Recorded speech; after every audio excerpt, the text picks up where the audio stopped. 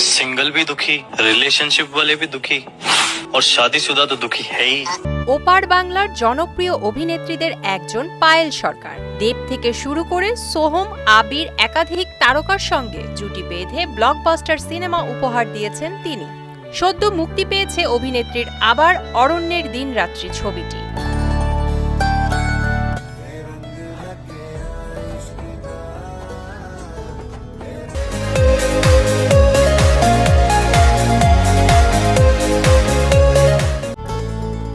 Cinema মুক্তির আগেই দাদাগিরির মঞ্চে হাজির হলেন এই তারকা, যেখানে নিজের সিঙ্গেল জীবন নিয়ে খোলামেলা কথা বলেছেন তিনি। পায়েলের বর্তমান বয়স ৪২ বছর। তার সমসাময়িক অধিকাংশ অভিনেত্রী বিয়ে করে সংসার করছেন, তবে পায়েল এখনো অবিবাহিত থেকে গেছেন। কিন্তু কেন?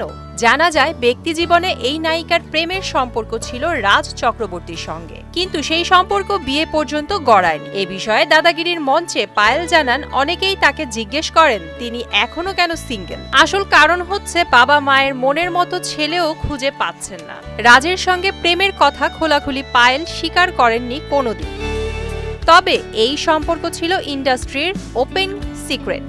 সম্পর্ক ভাঙার পর পায়েল বলেছেন, জীবন নিয়ে দুজনের দৃষ্টিভঙ্গি আলাদা। এই প্রেম নাকি পূর্ণতা পাওয়ার ছিল না। নিজের প্রেম নিয়ে তেমন লুকোচুরি করেন না পায়েল, কিন্তু তিনি সবসময়ই বলেন প্রেমিক বলে কাউকেই নাকি মনে ধরে না তার।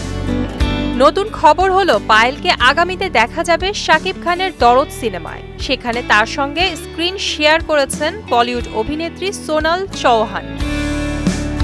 প্রিয়াঙ্কা ঘোষ, নিতু, মোহনা ডিজিটাল।